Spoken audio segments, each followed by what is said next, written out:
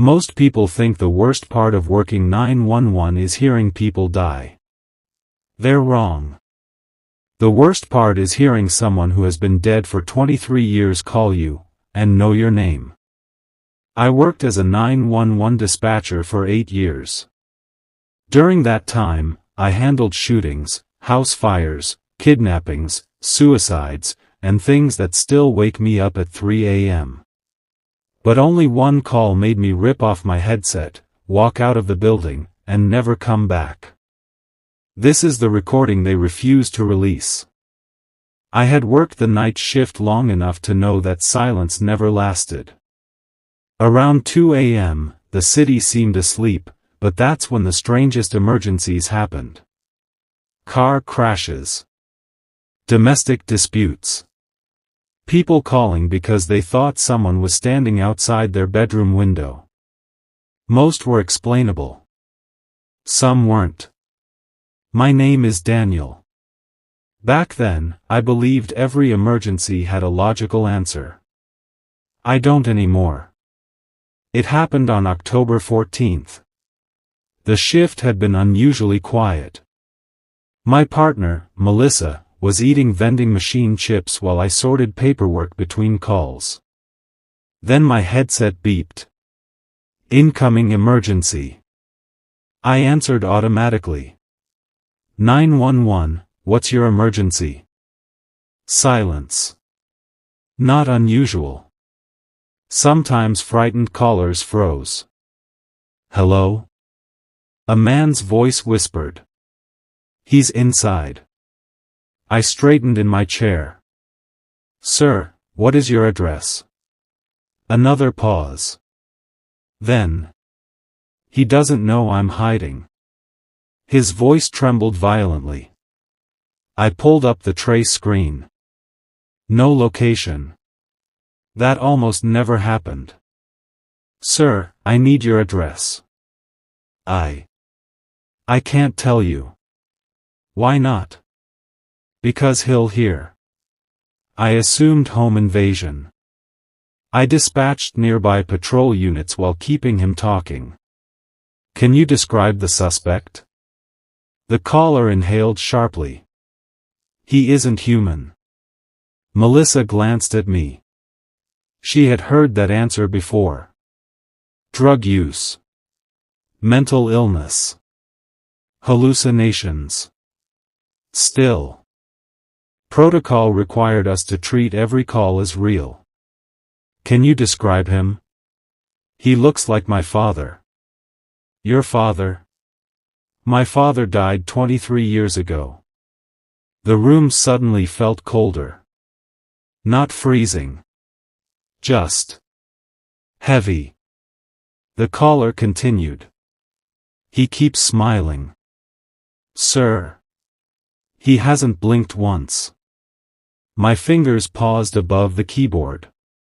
People under stress say strange things. I reminded myself of that. Then something happened. The audio changed. A second voice appeared. Very faint. As though someone stood inches from the caller. You shouldn't have called. The whisper wasn't directed at him. It was directed at me. Every hair on my arm stood up. Sir? No answer. Only breathing. Then. Crunch. Crunch. Crunch. Like slow footsteps over broken glass. Except. The caller had said he was hiding. The footsteps sounded as though they were inside the phone itself. Melissa leaned closer. You hear that? I nodded. The caller suddenly gasped. Oh God. He found me. I shouted. Stay where you are. Officers are on the way. No. The man whimpered. He's looking at the phone. A long silence followed. Then another voice. Perfectly calm. Perfectly clear. You can't save him. It wasn't the caller. It sounded older. Smiling. My monitor flashed. Call lost. I immediately contacted responding officers. 5 minutes later they reached the traced address. Only there wasn't a house. Just an abandoned lot. Empty. No buildings. No people. Nothing. The responding officer radioed back. "Dispatch, are you sure?" I checked again. Same GPS coordinates. Same result. An empty piece of land. Management assumed it was a technical error. The recording was archived. Everyone moved on. Except me. Because I couldn't forget the second voice. "You can't save him." That night I barely slept. The next evening I returned to work. I told myself coincidence. Glitch. Nothing more. At 2:13 a.m., another call came. Same unidentified number. I answered. Silence. Then, "Daniel." I froze. The caller knew my name. Dispatch software never gave first names. Only employee IDs. "Who's this?" Soft laughter. "You listened yesterday. Identify yourself." "You heard him die." I muted my microphone. Melissa frowned. "What's wrong?" I couldn't answer. The voice continued. "You should have warned him." "I don't know who you are." "Oh. But I know you." Static crackled. Then I heard something impossible. My mother's voice. "Daniel?" I stopped breathing. My mother had died from cancer 6 years earlier. "Mom?" Melissa grabbed my arm. "What?"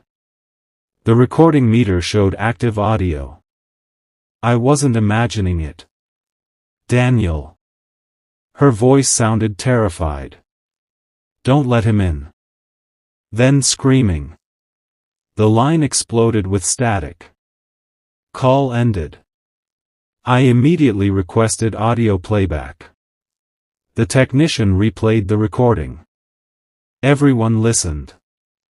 Only my mother's voice wasn't there.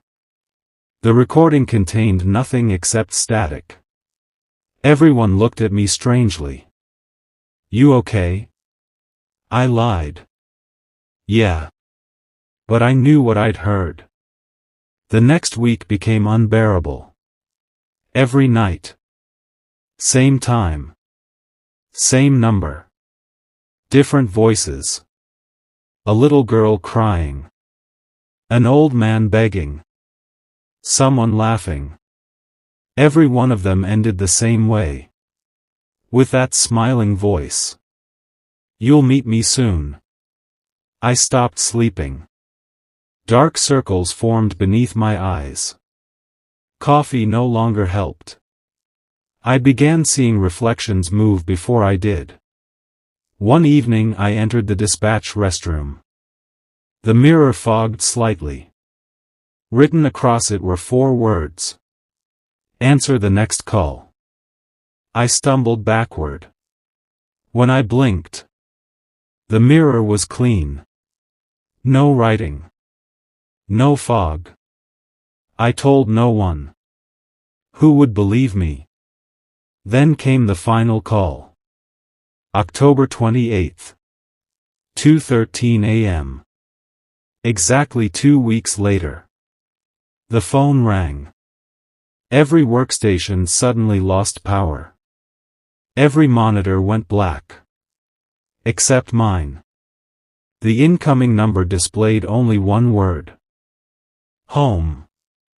I answered with shaking hands. 911. Silence. Then breathing. Very slow. Very close. The voice whispered. Turn around. I didn't. Couldn't. Melissa asked. Daniel? She looked confused. Apparently she couldn't hear anything. The voice repeated. Turn around. Against every instinct. I did. Standing behind the dispatch room glass was a man. Police hadn't opened the security doors. Nobody had entered. Yet he stood there. Tall. Gray suit. Hands folded. Smiling. He looked almost normal. Except he never blinked. Ever. The smile slowly widened. My headset crackled. I'm right here. The man outside the glass didn't move his lips. The voice still came through my headset. Then every emergency phone in the building rang simultaneously. Hundreds of lines. All at once. The room erupted in noise. Dispatchers panicked. Supervisors shouted. Every screen lit up. Incoming calls. Incoming calls. Incoming calls. Melissa answered one. Immediately screamed. Another dispatcher ripped off his headset. Someone began crying. The smiling man finally blinked. Once. Then vanished. Just. Gone. Security footage later showed nothing. No visitor. No movement. No figure outside the glass. Nothing. The recordings from every incoming line were reviewed. Each contained only silence. Except mine. Mine ended with one sentence. We'll talk again after you die. Management insisted stress had caused hallucinations. They offered counseling. Paid leave. Psychological evaluations. I resigned the following morning. 8 years. Gone. I never entered another dispatch center again. That was 5 years ago. Since then, I've changed cities twice. I've changed phone numbers. I've never answered an unknown call after midnight. People ask why I quit such an important job. I tell them burnout. Long hours. Stress. It's easier than telling the truth. Because sometimes, at exactly 2:13 a.m., my phone rings. No caller ID. No number. If I ignore it, the voicemail is always empty. Except for the final 2 seconds, where a familiar voice whispers, 911, what's your emergency? And every time, it's my own voice.